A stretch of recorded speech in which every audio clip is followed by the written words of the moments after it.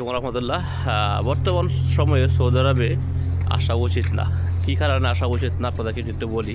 Saudi আরবে বেশ প্রচুর ঠান্ডা। আজকে বের হয়েছে সকালবেলা একটু কথা বলার জন্য। প্রথমত হচ্ছে যে আপনি সৌদি আরবে কী কারণে আসবেন না, মানে এই মুহূর্তে আসবেন না এবং কারা আসবেন না ওইটা আপনাদের সবার জানা উচিত।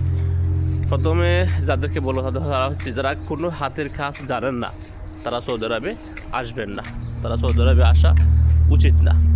এখন হাতের কাজ বলতে আপনি কি বুঝেন? হাতের কাজ বলতে আপনি হতে পারে ইলেকট্রিশিয়ান, হতে পারে প্লাম্বার, হতে পারে আপনার ওয়েল্ডার, হতে পারে আপনার স্টিল ফিক্সার, কার্পেন্টার। হ্যাঁ, তবে আপনি দেশে দীর্ঘদিন যাবৎ কাজ করতেছেন তার মানে ওইটা না যে দেশে আপনি হাতের কাজ পারেন আপনার সৌদি আরবে আসার পর আপনি সুযোগটা পাবেন না।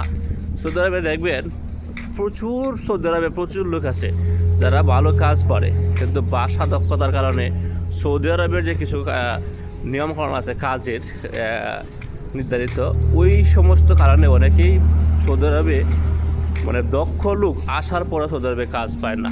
এটা হচ্ছে প্রথম কথা।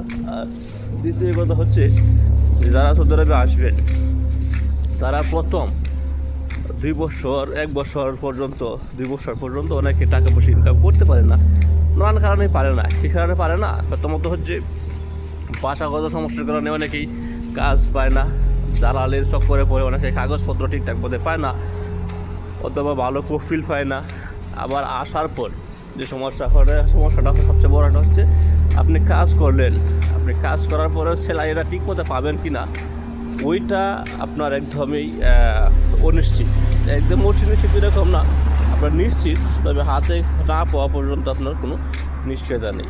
এই জন্যই বলি প্রায় সময় যে সৌদি আরবে যারা আসবেন বা বর্তমানে আসতে যাচ্ছেন জেনে শুনে তারপরে আসুন। বিশেষ করে যাদের কথা বলছে তারা হচ্ছে ফ্রি ভিসার লোক যারা। আর স্পষ্ট করে যদি বলি, সৌদি আরবে বর্তমানে যদি আপনি আসতে চান অবশ্যই আপনার 6 মাস পর্যন্ত বাড়িতে টাকা পাঠাইতে পারবেন না, 6 মাস পর্যন্ত বাড়িতে কোনো হাত খরচ দিতে পারবেন না, এবং যাদেরকে না দিলে চলবে এরকম লোক যারা তারাই আসবেন সৌদি আরবে।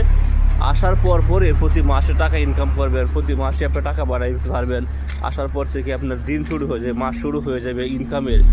ওই চিন্তাটা যারা করতে চাইতেছেন বা করবেন, যারা পরিবারের জন্য করতেছেন তারা আসবেন না। দয়া করে কমপক্ষে 6 মাস সময় নিয়ে আসবেন। 2-4-6 মাসের মধ্যে আপনার দেশে পুরো টাকা পাঠাতে পারবেন না। হ্যাঁ, ব্যতিক্রম আছে যাদের এই সৌদি আরবের বড় ভাই বা আত্মীয় স্বজন অথবা যাদের স্পেশাল বিশেষ ভাগ্যবশত যারা পায় সুযোগ, তাদের জন্য ব্যতিক্রম হিসাব।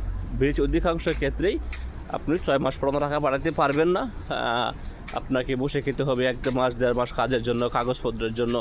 আবার সাপ্লাইয়ে থেকে কাজে ঢুকলেন, ওই কাজে ঢুকার পরেও আপনি দেখা যাচ্ছে যে আপনি 2 মাস 3 মাস 4 মাস পর্যন্ত স্যালারি পাচ্ছেন না। নানান কারণেই এই সমস্যাগুলো হয়। আশা করি সবাই বুঝতে পারছেন।